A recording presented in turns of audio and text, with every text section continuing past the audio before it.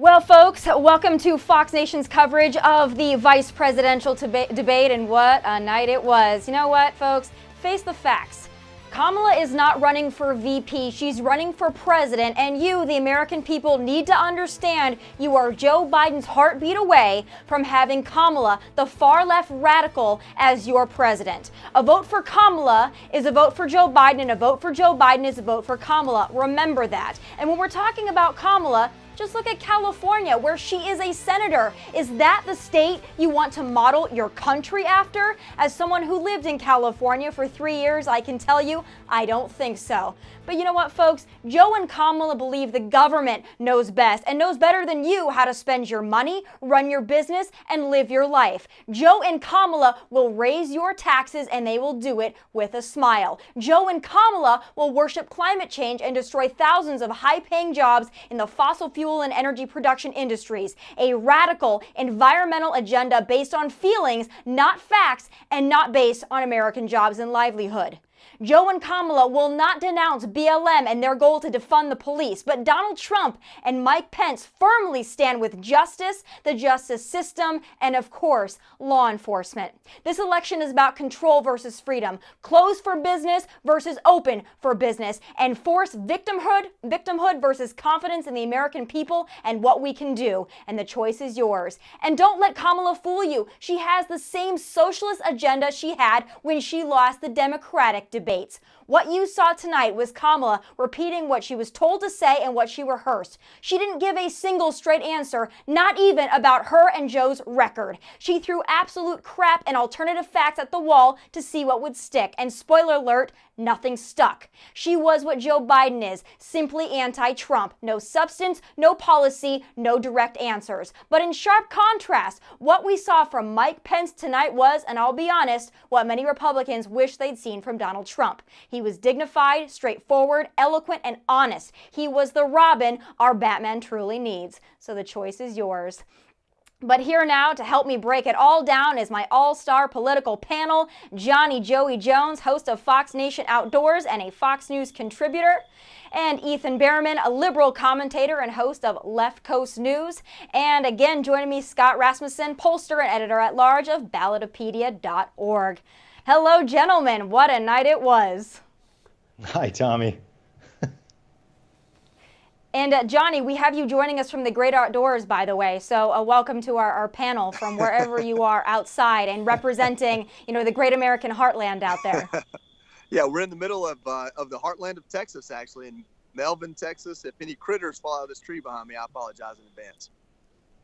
And Johnny Joey Jones is in Texas, but I know that Ethan is representing the far left tonight, and I look forward to getting into it with you. It should be a wild ride. But, I want to start out with the topic that really led the debate tonight and is really the focus of a lot of Americans right now, and that is coronavirus, the pandemic, how we're handling it. And I want to go to you first, Johnny Joey Jones. What did you think of that first question, and do you think that either Kamala or Mike Pence answered it effectively? Yeah, this was one of the most disappointing parts of the presidential election. I think this panel will agree that tonight was a much better debate and one the American people deserve. So I will say that for both candidates. But when it comes to coronavirus, this constant need to hang 200,000 deaths on the neck of President Trump really doesn't address anything specific whatsoever. It's just a big number and a tragic number that can be thrown at the administration without saying any reason why those are hung around their neck. And I think Vice President Pence did a great job responding with specifics and then ending with the Trump administration's number one priority is to trust the American people to make good decisions and do the right thing. And I think that resonates with people. I think it absolutely will, and we actually have a clip of that. But I want to ask Ethan, because I'm sure he has a very different opinion. Now, Kamala was asked straightforward right out the gate, will you continue the lockdowns, the shutdowns, and will you have a national mask mandate? She didn't answer the question, Ethan, so is it safe to say that under a Harris administration, which they both referred to it as, that she would continue those things? Well, I don't know what you would talk about in terms of continuing. There is no lockdown, there is no shutdown, and there is no mask mandate. Are you in California, Ethan? And that's Are you in California? That's the governor. So hang on. There's something different between a governor issuing an order and a a president doing something. So there's been no leadership out of Washington on this issue. So I don't know what Johnny Joey is talking about. The 210,000 deaths and counting can be hung around Washington with absolutely no plan. So I'm somebody who's actually been very involved in this industry. Yeah, it couldn't be hung around, say, the coronavirus. We know that President Trump said on the Woodward tapes all the way back on February 7th that he knew what was going on and he intentionally misled the American people. He didn't wear masks for months. We know that the science is overwhelmingly clear that a combination of wearing a mask to reduce the aerosol transmission, which is how viruses spread, in conjunction with physical distancing of others that you don't normally spend time around, along with frequent and thorough washing of hands, is the number one way, that three-part combination of how you reduce the transmission of transmissible diseases. But Kamala like the Harris flu, would say like that the the president should have coronavirus. known that in It's February. simple. How The long science have we is known overwhelmingly clear, and President Trump It's overwhelmingly clear as of what month? You're saying it's been this, 200,000 people have died over the course of 6 months. If you want to talk about the lies about the masks, let's be clear about this. Dr. Fauci, all the way back at the beginning of March, said we needed the Joe Q public to wait on Is this the same buying Dr. all of the Fauci that masks wasn't wearing a mask at a it was baseball the game healthcare months ago? professionals they were worried And about now who you didn't want to say have that President Trump's masks. There's a responsible for lack of deaths because leadership he at didn't the wear a federal mask? level. Connie, if you're not going to let me answer the Gentlemen, question, I don't know what you're doing here. Gentlemen, I'm gonna poke in here for just a second because we can argue about masks all day long. You know I love a good mask argument, but what I really want to get to is, did Kamala answer the question? And Scott, maybe I'll go to you. How is this going to poll with the American people? Because she didn't answer the question, but we know that Democrats, including the governor of California, the governor of New York, have been in favor of continuing a lot of the lockdowns, a lot of the curfews, a lot of the mandates, and a lot of the things that are keeping businesses closed. And Kamala wouldn't answer the question. How do you think that the American people are going to react to that? Well, the American people like the idea of having decisions made closer to home. They're much more comfortable with a governor or a mayor or a local official making it. And by the way, you know, people in New York may feel better about Andrew Cuomo than people in Florida think about him, but they want that decision made closer to home. So the idea that there should be a national mandate, the idea that somebody in Washington is going to set rules. I'm in Madison, Wisconsin today. I can tell you the dynamics here are much different than they are in the Upper West Side of Manhattan. When you get into these differences, people don't want to see the kind of coverage that a single official would make, Dr. Fauci or anybody else. They don't want that decision coming from Washington. And beyond that, when Vice President Pence talked about trusting the American people, there is a good sense of that. Now, some voters are nervous that not everybody's paying enough attention or not everybody's careful enough. But voters overwhelmingly understand that if a business wants to open, that they're going to have to establish some protocols to make people feel they're safe coming in. They're going to have to let voters and individual citizens decide. And that's the process that will work well. If there was an attempt to dictate mandates of any kind from Washington in a Harris-Biden or Biden-Harris administration, that will not be well received. But Ethan, I want to ask you, because again, Mike Pence, I think, did an excellent job of saying that the American people can be trusted, and especially after 6 months of this, that we have to start trusting the American people more. I want to play that clip to refresh your memory, and then Ethan, I want your lefty opinion on what you thought of his answer and Kamala's non-answer. Let's take a listen. Well, the American people have demonstrated over the last 8 months that when given the facts, they're willing to put the health of their families and their neighbors and people they don't even know first. And President Trump and I have great confidence in the American people and their ability to take that information and put it into practice. The difference here is President Trump and I trust the American people to make choices in the best interest of their health. Joe Biden and Kamala Harris consistently talk about mandates, and not just mandates with the coronavirus, but a government takeover of health care, the Green New Deal, all government control. And Senator, I just ask you, stop playing politics with people's lives.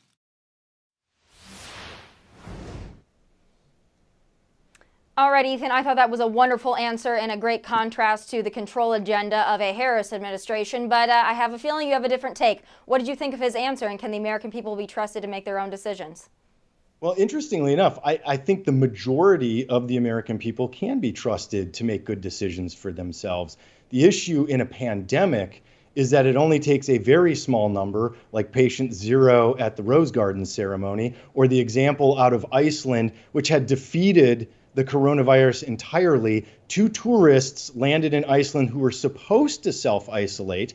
They didn't, and now the island nation of Iceland has a major outbreak of the coronavirus. It doesn't take more than a couple of people to cause a significant outbreak. That's the problem in a pandemic that kills people. That's why the United States has a worse death rate than any other Western nation or industrialized nation, because we have people among us who choose poorly, and it affects my health, it affects your health, it affects the First Lady's health, and it affects, I'm concerned. I saw Karen Pence tonight in the audience not wearing a mask per the orders of attending the debate. So if you want to talk about law and order, follow the order.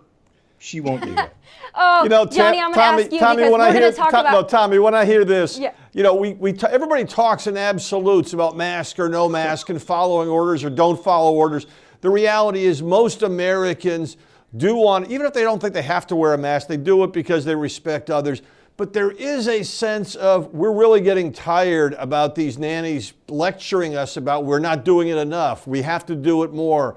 There is a middle ground that the American people are struggling to find, and they are the ones who will ultimately find the answer. Trusting them is the only way this whole situation is going to come to an end.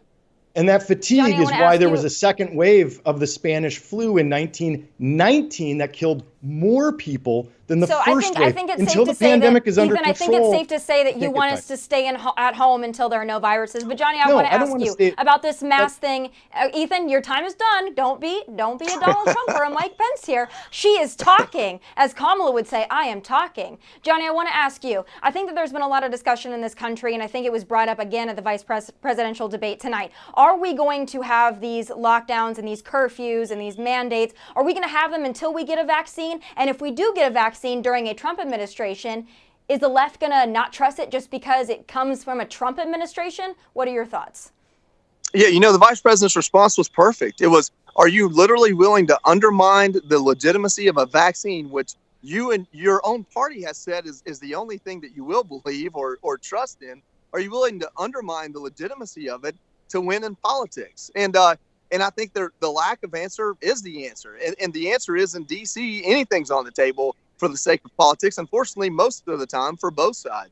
And when you talk about a mask or any of this, it's just indicative of what you feel the federal or even local government's role is in your life. So I take Ethan at his word. I don't think he's malicious or trying to pull the wool over our eyes. He truly believes that D.C. has the power and authority to fix this problem. They do. Unfortunately, a lot of Americans, perhaps most, do not. Yeah, I don't think the confidence in government control is that high right now, but that's why I want to move now to the economy, which is kind of interrelated to coronavirus. What I find always shocking, what I saw last week, what we saw again this week, and we see all over Twitter from the blue checkmark warriors, is that, it's Donald Trump's fault that the economy is failing, even though it's these blue state dictators who want to keep their economies closed. But I want to talk about the economy, and Ethan, I'm going to throw it to you, because there was a little bit of a back and forth at this debate whether or not Joe Biden will raise taxes, cut taxes, and if Kamala was being quite honest about that. I have a clip about the taxes, and then I'm going to go to you for your response. Joe Biden believes you measure the health and the strength of America's economy based on the health and the strength of the American worker and the American family, which is why he passed a tax bill benefiting the top 1% and the biggest corporations of America. On day one, Joe Biden will repeal that tax bill. He'll get rid of it. And what he'll do with the money is invest it in the American people. Joe Biden and Kamala Harris want to raise taxes. They want to bury our economy under a $2 trillion Green New Deal. They want to abolish fossil fuels and ban fracking, which would cost hundreds of thousands of American jobs all across the heartland. And Joe Biden wants to go back to the economic surrender to China. And Joe Biden wants to repeal all of the tariffs that President Trump put into effect to fight for American jobs and American workers. Joe Biden says democracy's on the ballot. Make no mistake about it, Susan. The American economy, the American comeback is on the ballot. Obamacare was a disaster.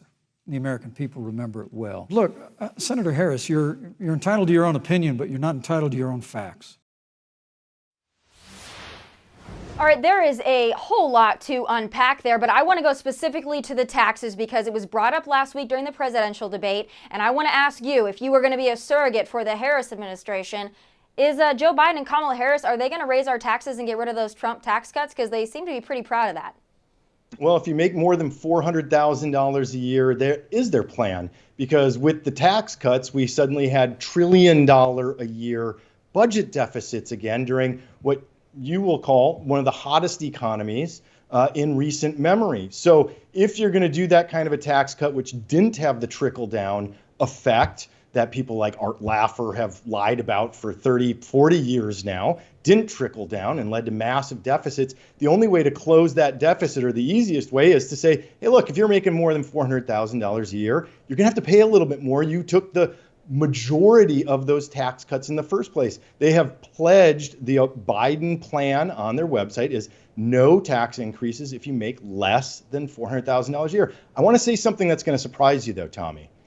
And that's this. I don't think the Biden team should plan on raising corporate taxes anytime soon while we're trying to recover from this tremendous recession that has happened during the pandemic. I think raising taxes on corporations is a terrible move because we need as many of those companies coming back. Now, one thing that Joe Biden has proposed is a 10% tax cut for companies that bring jobs back to the United States, and a 10% tax penalty on any companies that export jobs. So I think that that's another good move for Joe Biden. That would be good for America, good for jobs in America. But I really hope they hold off on any corporate tax increases.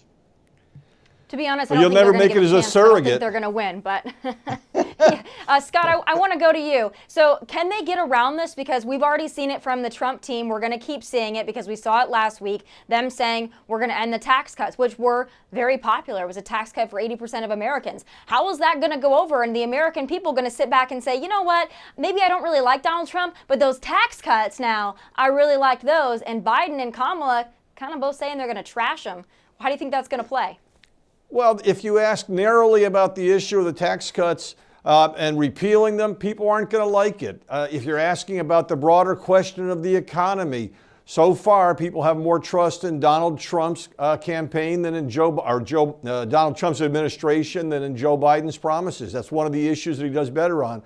What you miss when you talk about this issue, though, on a narrow focus, is right now the economy and the pandemic are interrelated. The more people feel pessimistic about the pandemic, the more they feel negative about the economy, and the reverse is true as well. So this issue of the taxes gets a little bit lost. Where it's troublesome ultimately for the Biden team is when you get into those larger discussions of the Green New Deal, larger discussions, of grand schemes to transform the economy. But on the tax issue right now, yes, it's advantage Trump. And on the economy in general, it's advantage Trump, but you got to put it in the context of the overall pandemic. Joey Jones, I want to ask you a question because they did talk about Obamacare a little bit, but if we flash back, and you and I did several Democratic debates together, one of the main questions was the whole Medicare for all. And somehow, we don't talk about that anymore. Although that was the Democrats, a lot of them were on board with that. That was what they were pushing. Of course, Joe Biden said he wasn't, Kamala was, and then she wasn't. She can't give a straight answer. But they just talked about Obamacare tonight. But as somebody who's dealt with the VA system, do we think the Democrats are still on that Medicare for all bandwagon, or have we completely lost sight of that? I think that with these issues, if it's fracking or Medicare or taxes, it's just who the crowd is at that moment. If Bernie Sanders is there to endorse, you can bet they're going to be for this. If it's going to Pennsylvania, they're probably not. And that's okay. That's politics. We have the tape and we can watch and refer to it. But to go back to tax cuts, listen, people aren't concerned about what you tax billionaires or corporations. The people of Dalton, Georgia, that was the third poorest town during the recession that makes all the carpet in the world, have lived through this boom and can tell you, regardless of the stock market or what billionaires are getting taxed, their jobs came back and their livelihoods came back. I'm sitting in Melvin, Texas, and there's a Trump sign on every door. There may only be 500 doors here, but there's a Trump sign on every one of them. And this is an agriculture town. So people felt this economy. So when you roll your eyes and use, metrics to say that this isn't a booming economy, by all means, use whatever words you would like. What I'll tell you is that people who were poor and now don't feel as poor enjoyed this economy, and they believe that a Trump administration will bring it back. And to go back to healthcare, God help us all if our healthcare system is anything like what the VA has turned into, where even Republican congressmen go and ask for money to prop up the brick and mortar of the VA because they have a medical facility in their district, and that will win them votes. That's the problem with the VA, and that's what would become problem with our healthcare system. When we give Congress that much opportunity to take advantage of something we rely on, that's when things go bad. And that's what these types of systems that our socialist systems would do, or at least nationalizing these types of things. They talked about Obamacare, and something that Kamala kept repeating over and over again, even when the question had absolutely nothing to do with it, was that Donald Trump's going to take away your health care and he's going to take away coverage for pre-existing conditions. And then again, Mike Pence said, no, our health care plan does not take away coverage for pre-existing conditions. And then Kamala would chime back in, well, here's the thing. They're going to take away coverage for pre-existing conditions. So there was a lot of back and forth on that. I'm not sure that the American people really got clarity on it, but it was a big point of the night. Ethan, Obamacare was a success. Should we just keep going on down that train, or do we need to do something else?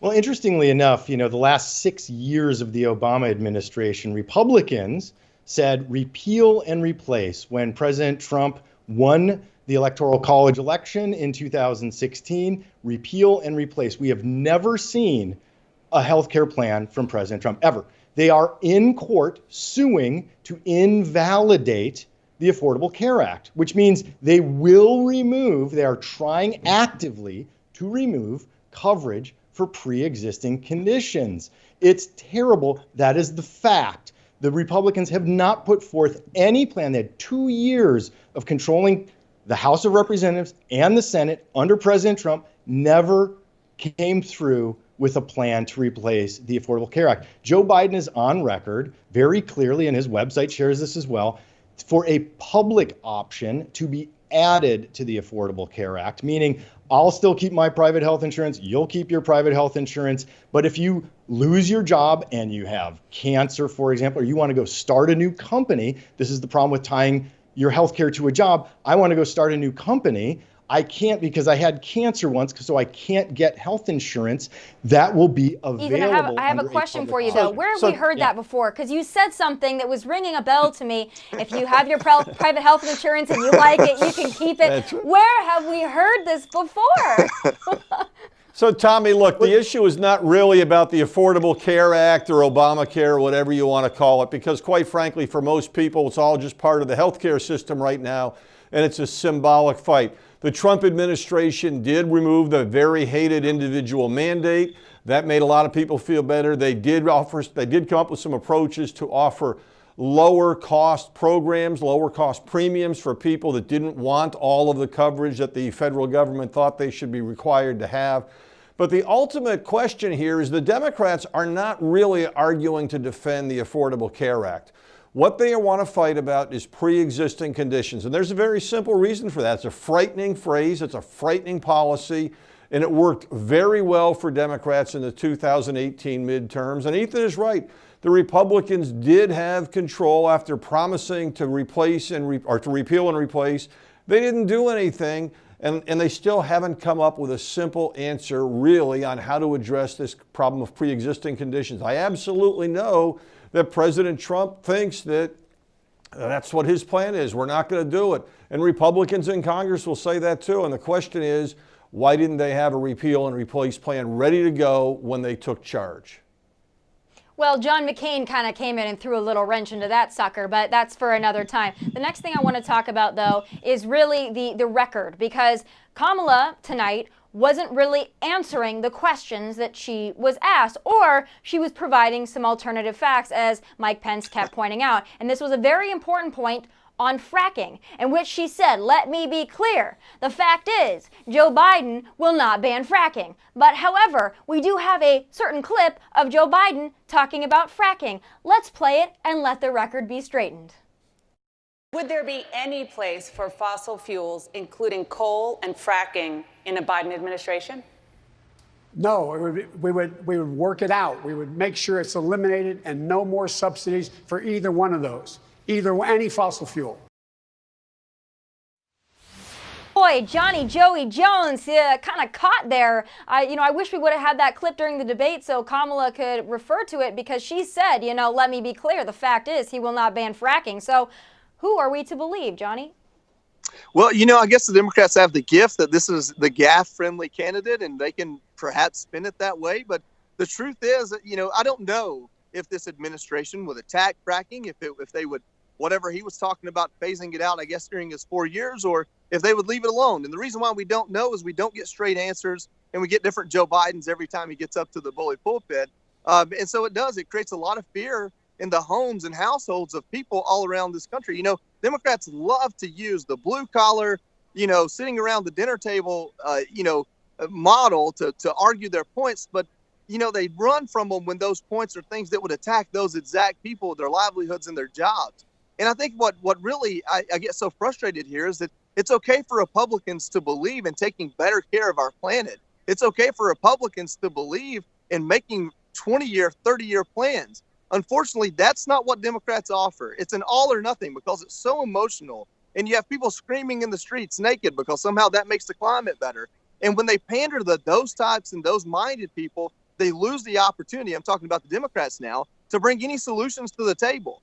Americans are screaming for solutions on anything, to include taking care of our planet.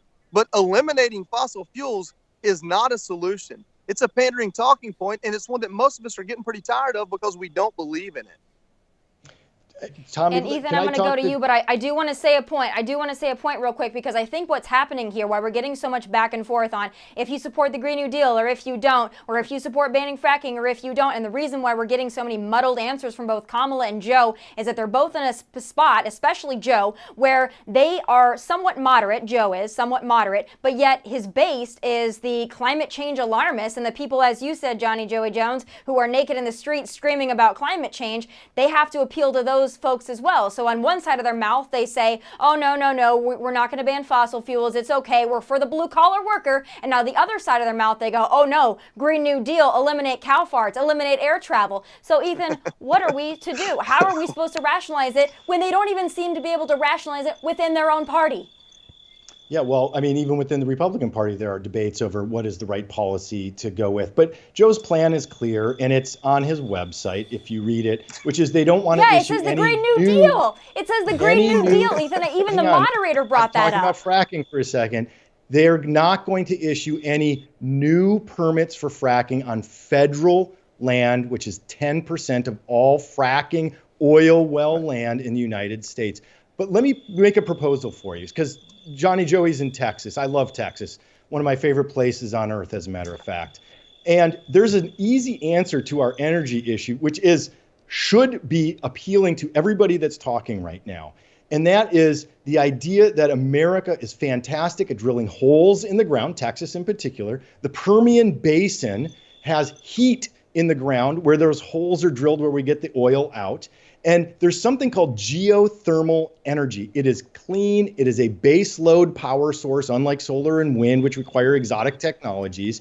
States like Texas could be producing massive amounts of geothermal electric power, but because both parties like to pander to oligarchs who want to control the parties, we aren't talking about that. The geothermal potential in the United States would produce 100% of all of our electric power. Why aren't we doing that? Because not enough oligarchs are going to become billionaires after that. So we can do an all-in approach where we have solar, but we I have do have a wind, question, and I'm not saying that that's a bad idea, Ethan, but I want to ask Scott this. Yeah. I want to ask Scott this. I want to give him a chance to respond to that, but I want to kick it off with this. I don't think that many Americans, even on the conservative side, would disagree with you that there are not multiple ways to address the energy issue. However, the Democrats on one side want mandates, they want international accords, and they want things that are going to crush and kill jobs, whereas for me, what the conservatives seem to want is innovation, and if we have a better source that creates American jobs, that's cheaper, that's cleaner, we'll go that route through American innovation, not through government mandate and dictate.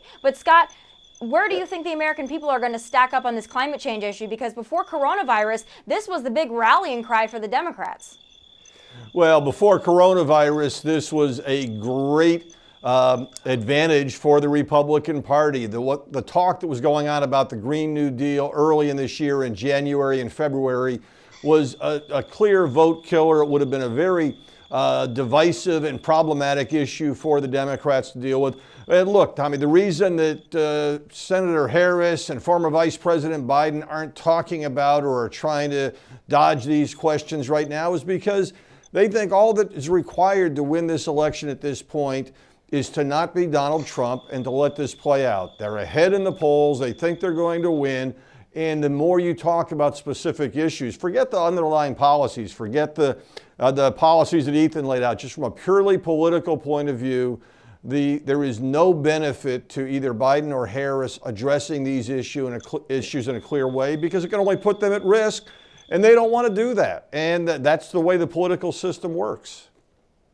Yeah, she didn't answer any questions, and of course last week was such a circus, we really didn't get a whole lot of answers. But Johnny, I want to ask you about something. It was kind of one of the smaller moments of the night, but I definitely took notice of it, and I know that you certainly have an opinion on it, where Kamala, again, because all she could do is repeat talking points with her Trump derangement, she talked about Donald Trump having some kind of a resentment towards the military and talking about how Donald Trump speaks illy of the military, and she was going on and on about the bounty and this, that, and the other.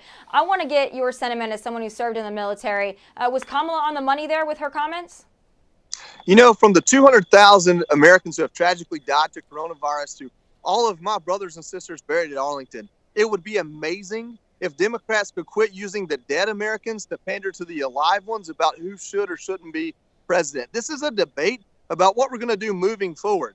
And just as a veteran, let me tell you very clearly, if President Trump said that, I really don't care, because I can outline to you about the reforms of the VA, about the decisiveness in dealing with Iran or Saudi Arabia. I can outline to you the very real ways that his administration has either brought my brothers and sisters home, done better for them once they got home, in a VA that was just decimated as far as anything with productivity and morale goes under the Obama administration, or given us a chance to not have to go back to war. Those are important things.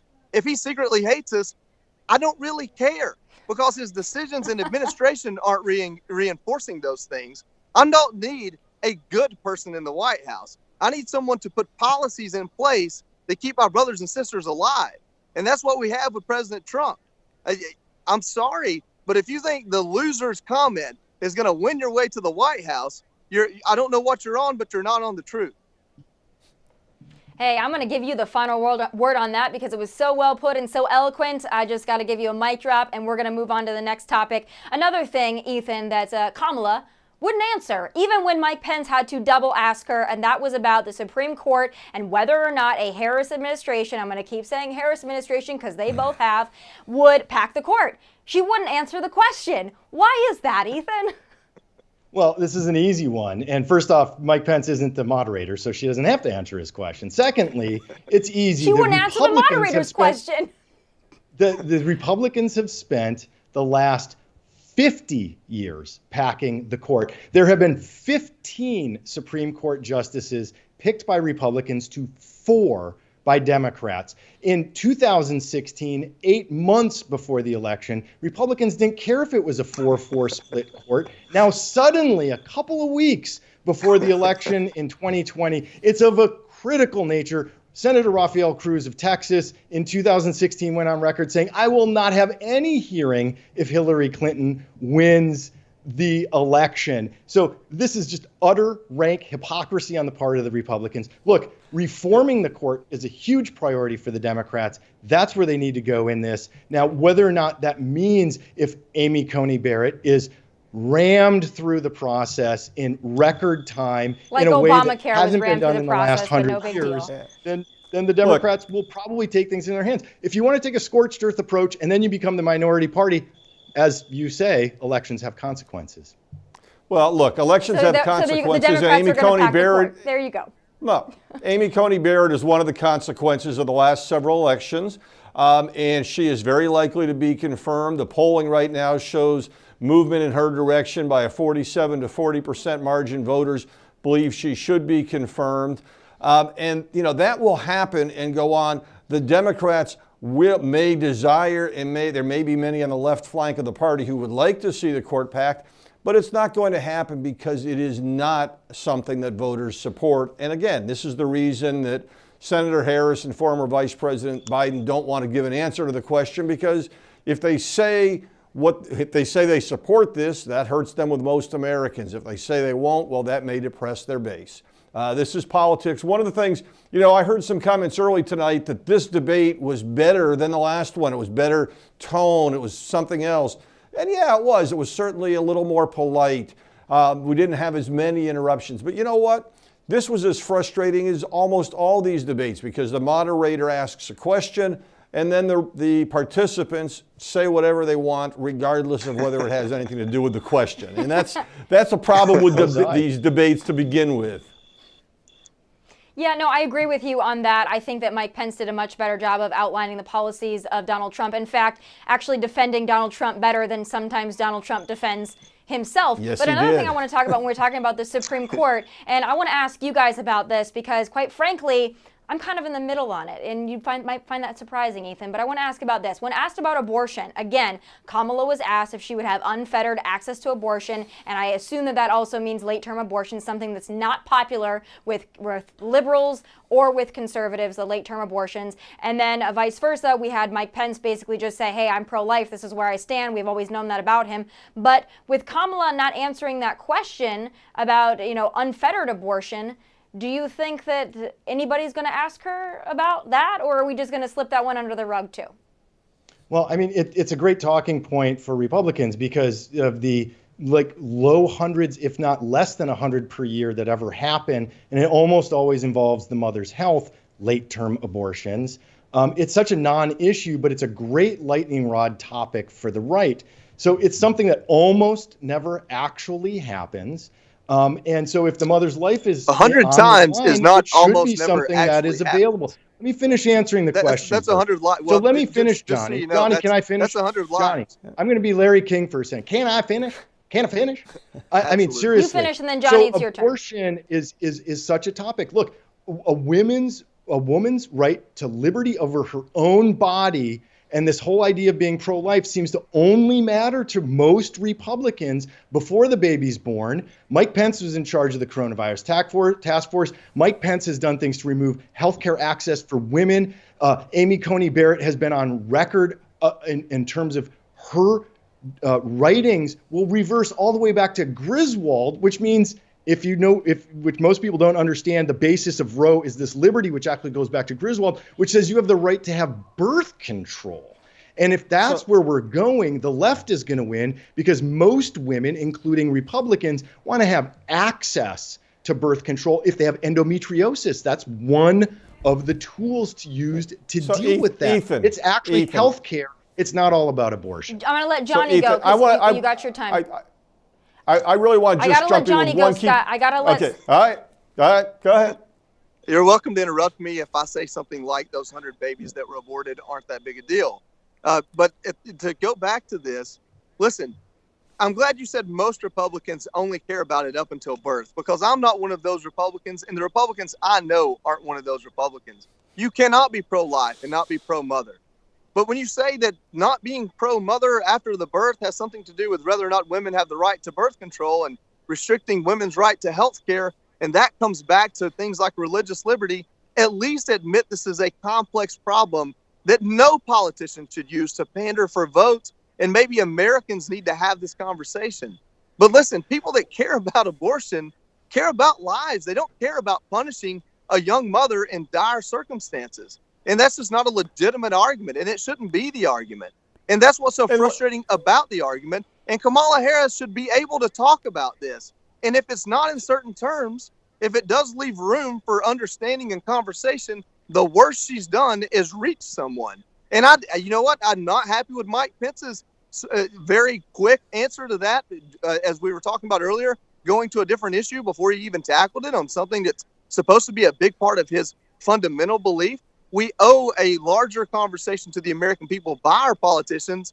And I don't think that this one justice on the Supreme Court and their effect on our lives should be drilled down to this single issue. I think that that's doing abortion an injustice, and it's doing our legal system an injustice. We should not drill everything down to one issue because it happens to be the most divisive and appeals the most to our emotions from two very different angles. That's what's doing our populace an injustice. Right. And here's the other part of this whole debate. When we talk about this issue of Roe v. Wade and what's Barrett going to do and will the court overturn it, the entire debate is flawed from the beginning because the majority of voters, 56% of voters in a poll that we released just a couple days ago, 56% of voters do not know what would happen if Roe v. Wade is overturned. So you have this debate where the two sides are trying to put symbolism into it. None of the nuance that you two are arguing about here, none of the different options, none of the extremes. Most voters have a sense that a woman should have the right to choose. They want it to be a thoughtful choice. They want to, in the phrase of an old Democratic president, have it be safe, legal, but rare. There is a nuanced discussion that voters want to have about this, but putting it under the guise of do you favor or oppose Roe v. Wade is meaningless when most voters don't know what Roe v. Wade means. And it's not even a good I agree legal with you on argument, that. And can I, as the only woman on this panel who identifies as a woman, can I chime in on this real quick and then we're going to move along? I agree with pretty much all of you on this, that this is a topic that's got a lot of gray area. A lot of people know that I'm very controversial as a conservative for saying I'm pro-choice because I believe in as little government interference as possible. That's just where I stack up on the issue. And I believe that there is a lot of gray area, and as little government as we can have on this issue, I think the better. Safe, legal, rare. I think that's where a lot of Republican, liberal women, we're all somewhere in the middle. But the last thing I want to talk about is a very important thing happening in our country, and that is, of course, race relations. I want to play the clip where it was discussed, and then I'll feed it to the wolves. People around our country of every race, of every age, of every gender, perfect strangers to each other, marched shoulder to shoulder, arm in arm, fighting for us to finally achieve that ideal of equal justice under law. And I was a part of those peaceful protests. And I believe strongly that, first of all, we are never going to condone violence, but we always must fight for the values that we hold dear. Well, our heart breaks for the loss of any innocent American life. And the family of Breonna Taylor has our sympathies. But I trust our justice system, a grand jury that refused the evidence. And it really is remarkable that as a former prosecutor, you would assume that an impaneled grand jury looking at all the evidence got it wrong. But you're entitled to your opinion, Senator. I think, look, and with regard to George Floyd, there's no excuse for what happened to George Floyd. And justice will be served. But there's also no excuse for the rioting and looting that followed. This presumption that you hear consistently from Joe Biden and Kamala Harris, that America is systemically racist, and that, as Joe Biden said, that he believes that law enforcement has an implicit bias against minorities, is a great insult to the men and women who serve in law enforcement. Now, you guys know that law enforcement is incredibly important to me, so I don't even need to chime in on this. I think we all know where I stand on Blue Lives Matter and on the actions of BLM, which ravaged and burned our cities all summer long. However, I'm going to toss it to you first, Ethan, and then I'm going to let the wolves come at you because I have a feeling that they're going to. So was Kamala's answer, was it sufficient, and would you be happy with her plan and Joe's plan on race relations if they were to be elected, God forbid? I 100% support Joe Biden and Kamala Harris. I think her answer was spot on. And I have specific examples. Talk about the rioting and looting in Minneapolis. Don't forget, white supremacists are the #1 domestic terrorists in the United States. They captured the guy who started the riots, breaking the windows at the Target store in Minneapolis. Tommy, you know I'm originally from Minneapolis. And he was a white supremacist who actually started the violence. In Portland, we had the Proud Boys stirring up violence. We have Boogaloo, whatever that weird group is, of white supremacists getting arrested for domestic terrorism in the United States. This is a false direction when you point out in a couple square block of Portland, Oregon, where there is some ridiculousness going on, or in Seattle. But the 99.9% of the protesters are peaceful. I've been at these protests. They want justice. They want equal justice. Boy, and let me give you a quick anecdote. Some folks didn't look like they really were wanting justice when they were carrying TVs and Gucci belts out of stores and destroying people's life and livelihood as they burned down buildings. Looting. I never well, condone that's funny looting, because Kamala never said anything about it. Well, I don't believe that she addressed it at all, but I don't know anybody that's in higher office that condones looting. I want to just share a quick anecdote, though. When we talk about law enforcement and systemic racism, or the systemic biases, implicit biases that happen, and you can take a test on Harvard's website about implicit bias. Simple anecdote. I drove the same route 4 years going to law school. I had a classmate who drove an almost identical route. We had similar cars. His car might have been slightly nicer than mine. I got pulled over 0 times. He got pulled over 12 times. I speed. I'm not going to lie. I exceed the speed limit. I'm always late. And I got pulled over 0 times. He got pulled over 12 times. Why?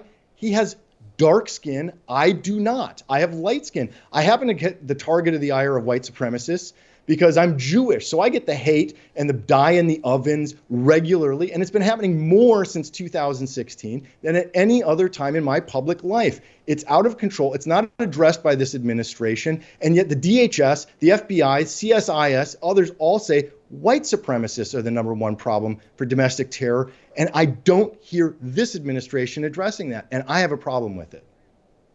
Well, just remember, Joe Biden says that Antifa is just an idea. So, Johnny, I'm gonna let you take that one. I'm gonna let my blood pressure settle, and I'm gonna let yours rise, and I'm gonna let you tackle the wonderful monologue from Mr. Ethan. Listen, men and women who put on a uniform to protect and serve are heroes. There is no deciding that. There's no having a debate about that. It's absolutely true. If you ascribe to an organization, an effort, a group of riots or protests that use the motto, all cops are bastards, then we fundamentally disagree on pretty much anything that has to do with that issue. Now, I'll stop there and go beyond and say that any issue, if it's racial tension or racism or a small amount of bad cops making very big mistakes that causes an entire populace to feel like rioting is what they need to do to get the point across, then we are naive to not stop and say, okay, we're listening.